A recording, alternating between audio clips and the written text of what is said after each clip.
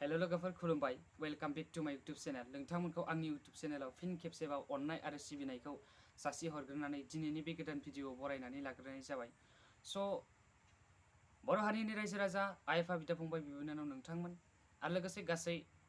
आंनि साबस्क्राइबार लोगो नोंथांमोन आरो नायगिरि नोंथांमोन स' जों दिनै सावरायगोन माबोरै जोङो मा मोनसे चेप्टार बा मा मोनसे लेसनखौ जों रिभाइज खालामनायनि हेबिट खालामनो जोङो रिभाइज खालामनो गोबाङानो बायो बा बावगारो बा माबा मोनसे जाहोननि थाखाय थालांबाय थायो स' बेफोरनि मेन रिजनखौ बा बेफोरनि सोमोन्दै जों दिनै बे भिडिअनि गेजेरजों सावरायगोन स' नोंथाङा जुदि फार्स्टआवनो आंनि चेनेलखौ साबस्क्राइब खालामाखैबा अन्नानै साबस्क्राइब खालामना हो लाइक कमेन्ट एन्ड शेयार खालामना हो जाहाथे आंनि भिडिअखौ गुबुन स्टुडेन्टसफ्राबो जाहाथे नुनो हायो बा नुनो मोनो दिनै फर एग्जाम्पल दिनै आं क्लासाव थांदोंमोन बा आं स्कुलाव थांदोंमोन दिनै बे क्लासाव मा साबजेक्ट फोरोंखो बा मा लेसन फोरोंखो बेखौ जोंनि टिचारनिफ्राय बेखौ जोङो टिचारा जेब्ला जोंखौ स्टाडि खालामखांनानै थामहिनबा टिचिं खालामखांनानै सासे टिचारा मोनसे गावनि क्लासखौ लाखांनायनि उनाव स' बे क्लास लाखांनायनि उनाव जेब्ला बिथाङा रुमनिफ्राय ओंखारलाङो क्लासरुमनिफ्राय देन बे समाव नोंथांमोना बै जि बिजाब जि साबजेक्टनि क्लास जादोंमोन बे साबजेक्टनि जि बिजाब बुक बे बुकखौ नोंथांमोना जायफोर फरायसा लोगो नोंथांमोना नायगासिनो दङ नोंथांमोना खोबनानै दोन आरो बे खोबनायनि 1 मिनिट थानायनि उनाव आफ्टार 1 मिनिट नोंथाङा मा टपिकनि सायाव टिचारा फोरोंदोंमोन बा मा टपिकनि सायाव टिचारा बुजायदोंमोन बेफोरखौ नोंथाङा गोसोआव खोख्लैफिननो नाजा बा गोसोआव खोख्लैफिन देन अब्ला नोंथांनि जि रिभाइसनि केपासिटिनि जि मेम'रि बे मेम'रिया बारायनायनि एसेब्लाबो चान्स थायो आरो नोंथांमोननि थाखाय एसेब्लाबो हेल्पफुल जागोन आरो जोङो स्कुल एबा कलेजनिफ्राय गबोनानै न' मोनफैब्ला टिचारा दिनै स्कुलाव मा साबजेक्ट फोरोंखो बा मा टपिक बा मा लेसन फोरोंखो बेखौ जोङो माने 5 मिनिटसो टाइम रिभाइज खालामनांगौ बा नायफिननांगौ जोङो अट'मेटिकेलि जोंथ' दैलि फरायखायो लिरखायो स' बेफोरनि अनगायैबो दिनै जि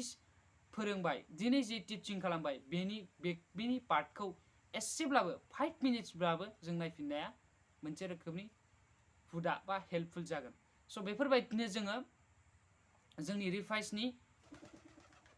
रिभाइज खालामनायनि जि हेबिट जि हुदा बेखौ जों खालामलांनो हायो आरो जागायलांनो हायो जेब्ला जों मोनाबिलियाव फरायो अब्ला फरायनाय समाव दिनै टिचारा मा फोरोंदोंमोन बेखौ जोङो गोसोखांफिनोब्ला बेखौ जोङो एसे सास्राजाङैब्लाबो नायफिनोब्ला जोंनि मेम'रिनि केपासिटि बे गोसोआव लानो हानाय गोहोनि गुना बारायो आरो नुगोन दि प्रुफ हिसाबै नोंथाङा नुगोन जे नोंहा सानसेयाव खेबथामनो नायफिननाय जाबाय फार्स्टआवनो नोंथांखौ टिचारा फोरोंबाय स' टिचारा फोरोंखांनायनि उनाव नोंथाङा क्लासरुमावनो आफ्टार 1 मिनिटनि उनाव नायफिनबाय आरो बे नायफिननाया फार्स्ट टाइम जाबाय आरो बेनि उनाव सेकेन्ड टाइम नोंथाङा न'आव फैनानै डाइरेक्ट नायफैबाय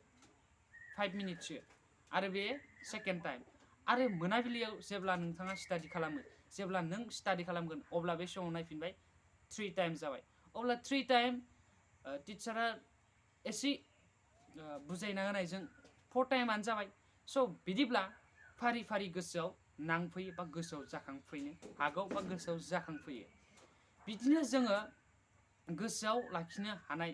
बा जोङो रिभाइज खालामनायनि हेबिटखौ एसे लासै बारायनो हायो बा बारायनो हमबोयो बेफोरबायदि जि बेफोर गाइड्सफोरखौ बा बेफोर रुल्सफोरखौ बा बेफोर जि आं फोरमायनाय जि इम्परटेन्स बाथ्रा बेफोरखौ इउज खालामोब्ला जोंनि जि गोसोआव लाखिनो हानायनि पावार बा गुना बा क्वालिटिया एसे बारायबोबाय थानो हमो स' जोङो मोनाबिलि समाव उन्दुनायनि सिगां दिनै मा मा साबजेक्ट फरायजाखौ आरो दिनै मा मा लेसन नायखो आङो फरायनायाव आं स्टाडि खालामनायाव बेखौ जों उन्दुनायनि सिगां 5 मिनिट्सब्लाबो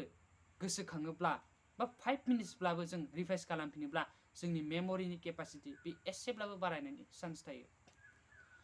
बेनिफ्राय जों नेक्स्ट मर्निं फुङाव जायखिजाया जों फरायखांनायनि उनाव बा माबा मोनसे चेप्टारखौ जों लाबाय आरो बे चेप्टारनि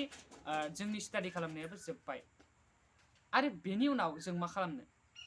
जों मोनसे ट्रिक्सखौ जों बाहायना लाखानो हायो। मानो होननानै बुङोब्ला दिनै जोंनि टिचारा मा साबजेक्ट फोरोंगोन आरो बे साबजेक्टनि मा लेसन फोरोंगोन बेखौ जों एसेब्लाबो नायखानानै लानो हायो। जों जुदि एसे नायखानानै लायोब्ला बा नायखानानै थाङोब्ला जों क्लासरुमाव थाबनो बुजिनो हानाय जागोन आरो जों जेब्ला बुजिगोन अब्ला जों बांसिन गोसोआव लाखिनो हागोन। नों मोनसे कुइसन एन्सारखौ बुजियाब्ला थल'ल' डाइरेक्ट लिरनो हानाय नङा। नों डाइरेक्ट जिरायनानै डाइरेक्ट लिरनो हानाय नङा जे बे कुइसन एन्सारा ओरै स' बेनि फार्स्टआवनो नोंथाङा बुजिग्रोनो नांगोन बे कुइसनखौ आरो बे कुइसननि जि एन्सार बे एन्सारखौबो नोंथाङा बुजिग्रोनो नांगोन। आरो जों 1 मान्थआव 7 सानजों बा 7 डेजजों जों मोनसे उइक बा मोनसे सप्ता हमनाय जायो। जोङो उइकनि रबिबार खालि मोनफ्रोमबो स्कुल मोनफ्रोमबो कलेजफ्रानो बन्द' थायो आरो बे बन्द'आव जों मा खालामनो हायो माखासे जों टपिकफोर जाय 1 उइकआव जि थांखांबाय बेफोर थांखांनायखौ सानडेआव जोङो आरामसे फुंनिफ्रायनो स्टार्ट खालामफिननो हायो बा जोङो एसेब्लाबो साज्रां नायफिननो हायो। अब्ला जोंनि बावगारलांनो हमनाय बाथ्राफोर बा बावगारलांनो हमनाय जि नलेजफोर बा बावगारलांनो हमनाय जि बिजाबनि सोमोन्दै थानाय माखासे लेसनफोरनि जि एन्सार कुइसनफोर बा बेफोरनि बुजिनायनि केपासिटि बेखौ जों बावगारा बेफोरबायदि खालामोब्ला। बेफोरबायदिनो जों सप्तानि गेजेर जों नायफिनोब्ला जोंनि जि गोसोआव लाखिनो हानाय गोहोनि जि सक्ति जि पावार आरो गोबाव सम गोसोआव लाखिनो हानायनि जि पावार बा केपासिटि बा मेम'रिनि जि खामानि मावनाय बे खामानि मावनाया गोख्रोंसिन जागोन आरो जोंनि गोसोआव लाखिनो हानाय गोहोआबो बारानिफ्राय बारा जागोन। थेंक इउ स' माच। नोंथांमोना जुदि आंनि भिडिअखौ नायनानै एसेब्लाबो मोजां मोनदोंब्ला अन्नानै like comment share and subscribe खालामना हो आरो जोबनायाव नोंथांमोनखौ गासैखौबो दिनैनि बे भिडिअखौ एसन फोजोब्बाय होननानै फोस्रावबाय आरो लोगोसे नोंथांमोना जुदि बे भिडिअखौ बा बे चेनेलनि जि बे भिडिअखौ नायनानै एसेब्लाबो मोजां मोनदोंब्ला शेयार खालामना होगोन होननानै बर'नि फिसा साननानै शेयार खालामना होगोन साननानै दिनैनि बे भिडिअखौ एसेयावनो फोजोब्बाय।